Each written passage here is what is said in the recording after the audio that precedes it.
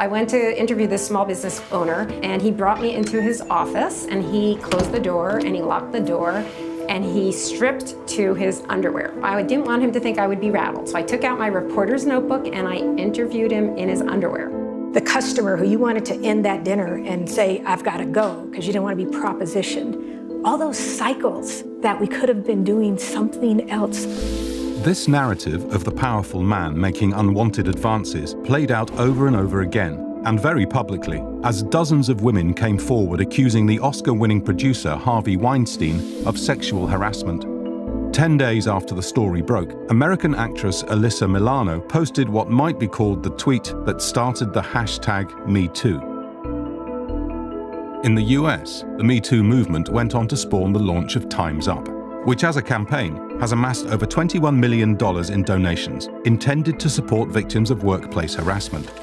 In the best of circumstances, victims feel emboldened to expose those in power who have abused it, while spurring more and more women to pick up the mantle and pursue public office. I'm going to fight and work on legislation that helps women come out of the shadows. With a judge who made a crack about my looks on my very first day in court. To honor the victims who came forward, Time magazine named the Silence Breakers as the Person of the Year. We started looking at this, and even before some of the most high-profile cases, and it just was clear to us that this is where we needed to land. The reason there's been this outpouring isn't because every woman has been sexually assaulted at work. Women are frustrated because they all know about all of the elements that go into that environment that, at their extreme, enable sexual harassment. It's a phenomenon unlike anything else. This is going to be uncomfortable. That's when the power shifts, when men start to think, oh. The coverage around the movement from October 2017 onwards might suggest that the world of Hollywood, and media more generally, is especially dangerous for working women. It may be here where some of the most widely covered and disturbing accounts of abuse originated, but is it also here where these stories end? I do think that it does happen in the entertainment industry and in the television-centric piece of media. There's an issue in that we have male leaders for almost all of our major media outlets. I don't think we have any reason to think that there's any less of what we've seen in the media business on Wall Street, in restaurants and service companies and factory floors around the world. No reason to think it's any different. We have recently carried out a 3-country survey, the US, the UK, and Mexico, on young men and their views about manhood and which men harass. So these are young men ages 18 to 30. About 1 in 5 to 1 in 3 young men had carried out some form of harassment online or real life in the last month. How does this play out? Within the context of the workplace, Barker views sexual harassment as strongly reflective of the wider imbalance existing between male and female employees. As such, combating and ultimately eliminating workplace harassment means addressing the larger office culture of gender inequality.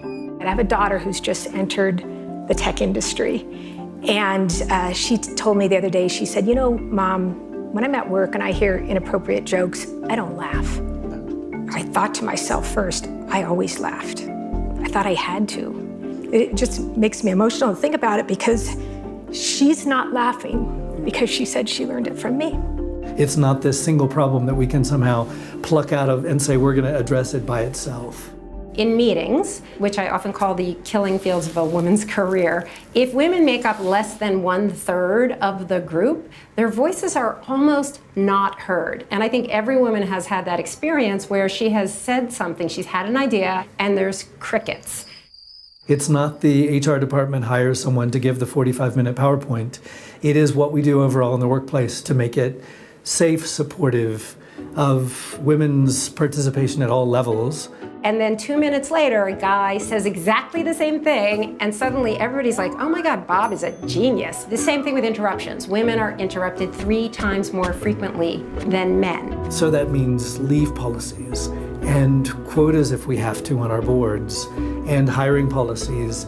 It's not a pipeline issue. Think about this. Women, particularly in the United States, have been getting more than half of college degrees for the past 30 years. The average CEO is in his mid-50s at this point. If it was a pipeline issue, more than half of CEOs would be female. There are things that individual women can do, but I think whether there's been some articles in the Harvard Business Review and elsewhere, it's not fair to say women are responsible for the patriarchy that exists in the workplace.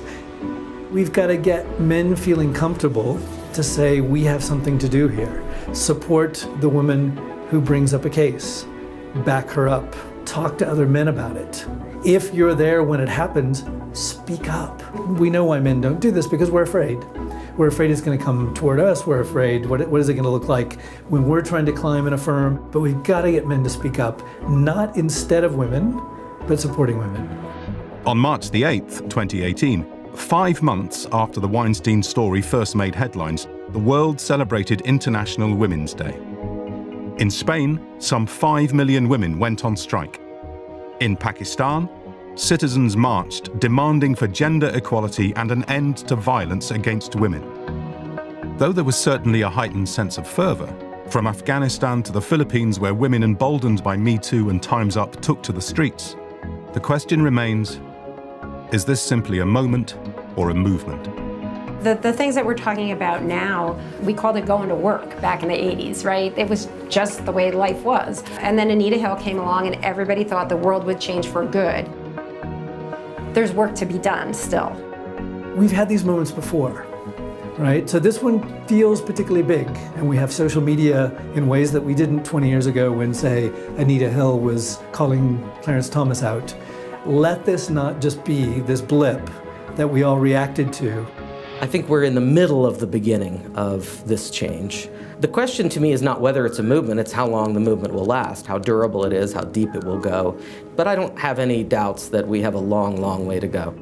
It is about calling individual men out, and I think a lot of the focus has been on that.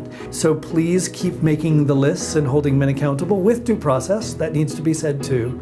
But let's acknowledge that it's going further upstream. It's about women's empowerment in general, not just sexual harassment. It's changing. It's changing slowly, but it's changing.